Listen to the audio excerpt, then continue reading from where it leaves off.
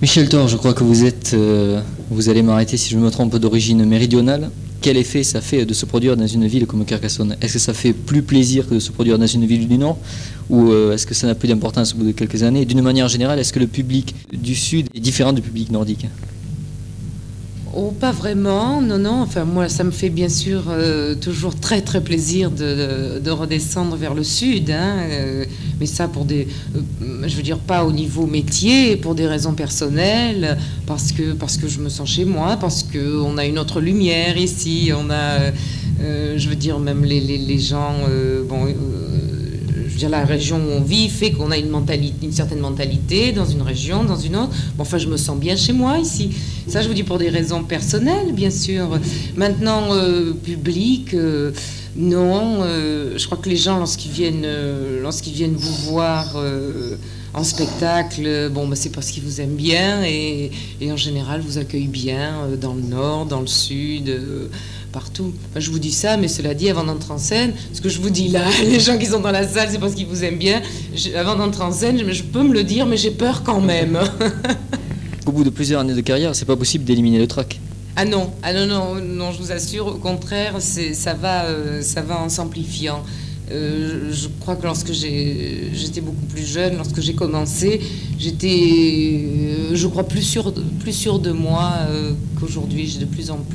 On a de plus en plus de doutes, de plus en plus peur. Ça s'arrange pas. Parlez-moi de vos débuts. J'ai entendu dans une émission télévisée il y a quelque temps que vos parents n'étaient pas tout à fait d'accord pour faire ce métier. Alors, quels moyens avez-vous employé pour vaincre cette éternelle réticence des parents? Oh, papa avait un peu peur. Pour lui, c'était pas un vrai métier, hein.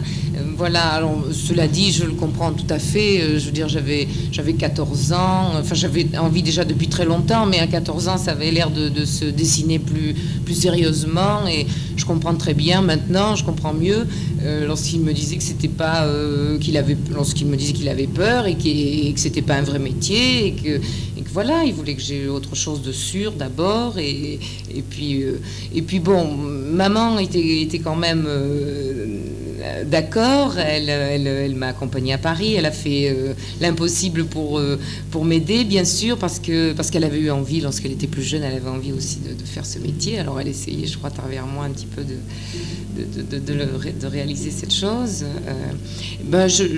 J'avais très envie. Je crois que je pouvais rien faire d'autre. Alors j'étais odieuse dans tout le reste. Je pouvais rien faire d'autre. Et bon, enfin, il m'a laissé venir quand même pour faire un essai, monter à Paris comme ça pour voir et passer des auditions, toujours accompagnée, bien sûr. Et puis faire un premier disque. Et puis il a vu que ça démarrait pas mal, que je pouvais partir en tournée, travailler en fait. Il a vu comment ça se passait et bon, aujourd'hui il est complètement avec moi et content, bien sûr.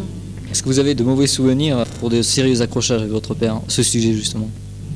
Oh non.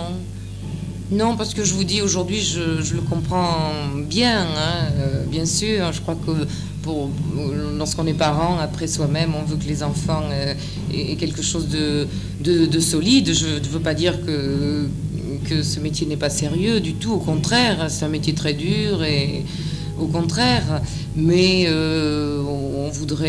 je préférerais que mes enfants aient un bagage et puis qu'ils fassent peut-être ce métier s'ils en ont vraiment envie, s'ils aiment ça. Hein, après, je ferais pareil, je ferais comme mon père aujourd'hui.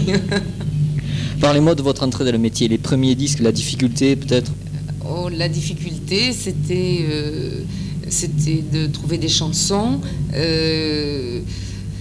Sinon, la difficulté, vous savez, je la sentais pas, la difficulté, parce que j'avais 16 ans, qu'on me donnait la possibilité de faire un disque. C'était quelque chose de formidable pour moi, bien sûr.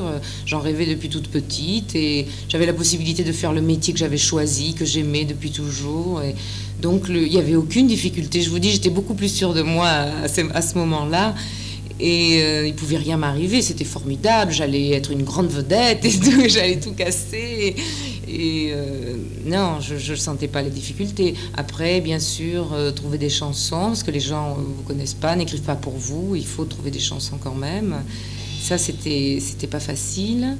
Et puis faire de la scène, j'en ai fait rapidement, et ça a été formidable, parce que tout de suite je suis montée sur scène, et je suis partie en tournée tout de suite. Et c'est là qu'on apprend, après le métier qu'on apprend. Et puis après, les difficultés viennent, évidemment. Après, il vous faut de bonnes chansons, il faut passer à la radio, il faut passer à la télévision, il faut aller au-devant des gens, il faut faire des tournées, il faut faire du monde en tournée. Ça vient après, bien sûr, parce qu'au départ, on passe à enlever de rideau, de la vedette, et puis en vedette anglaise et en vedette américaine avant de faire son spectacle, bien sûr. Est-ce que vous pensez qu'une carrière de chanteuse aujourd'hui, et depuis surtout le début de la décennie des années 80, ce n'est pas plus difficile? Aujourd'hui, certainement, oui, je pense que c'est beaucoup plus difficile, oui. Sûrement, je pense que en plus, à l'époque où j'ai débuté, puis bien avant, bien sûr, c'est sûr, on avait la possibilité de l'apprendre, son métier, vraiment sur scène, en tournée, et ça, c'était ce qu'il y a de plus important, apprendre son métier sur scène. Aujourd'hui, je crois que les jeunes, non, ils font pas ça. Ils n'ont pas cette possibilité, ou ils veulent pas même. Ils font du disque. Bon, ça a changé. Je veux dire, on fait pas le métier de la même façon. Il y en a qui axent ça vraiment sur le disque.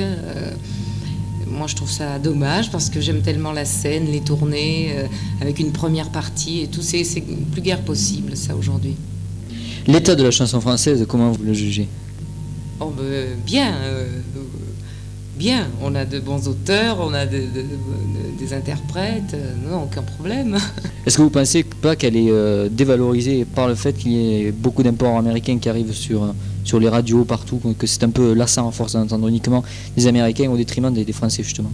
Oui, oh ben, lassant, oui, mais je veux dire, ça n'enlève rien à la qualité de nos auteurs, non, je crois on est dans la chanson, on est les meilleurs. Je veux dire, quand on écoute les Anglais, les Américains, c'est autre chose. On écoute des sons, on écoute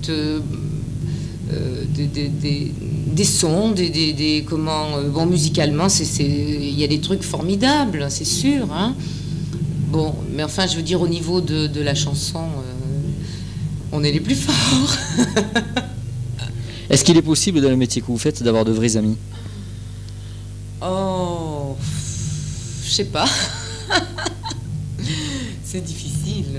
Je crois que c'est difficile d'avoir des amis de toute façon, hein, pour tout le monde. Non, je crois que dans ce métier, c'est guère possible, hein, franchement.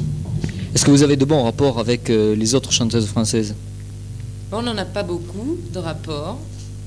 Ils sont bons, forcément. Je veux dire, on se croise, on se salue en général. Mais ça s'arrête là. L'apparition des radios privées locales, vous en pensez quoi?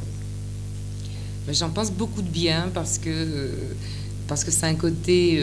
D'abord, vous passez beaucoup de chansons. Et puis c'est un côté... régional, enfin, dans le bon sens, hein, je veux dire... C'est-à-dire, on vous parle de choses qui vous touchent de près, qui vous concernent. Et moi, j'aime bien. Je sais que lorsque je suis à Courthézon, dans le Vaucluse, eh bien, je les écoute. Il y a des émissions en provençal. Enfin, je veux dire, on me parle de choses qui me concernent, que j'aime, qui me touchent vraiment. C'est un peu catastrophique sur le plan vente de disques.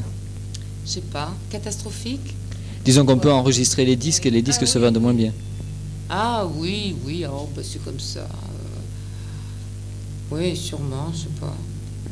Est-ce que vous avez eu des échecs dans votre carrière? Et si oui, quel titre par exemple? Oh, bah oui. Oui, je veux dire, on croit quelquefois en une chanson, puis ça se passe pas comme on pensait, comme on le pensait au départ. Je sais pas, je crois que les mauvais souvenirs, je les oublie. Oui, je veux dire, il y en a plein, hein, mais j'oublie les choses que je veux oublier, je crois. L'évolution de votre carrière, vous la voyez comment? Dans 10 ans, par exemple, vous voyez comment? Alors là, difficile. Non, je ne peux pas vous répondre parce que, je veux dire, il se passe des choses, il y a des rencontres, il y a des choses. Et puis ce que je fais, je le fais toujours comme ça, sur le moment, avec c'est l'instinct qui me fait décider de quelque chose. Alors, dans 10 ans, je ne sais pas du tout. Musicalement, vous pensez à peu près pareil, c'est-à-dire vous n'envisagez pas de faire du disco ou du funky? Là, non. Alors, je peux vous dire que non, je ne pense pas. Je vous remercie. C'est moi. Au revoir.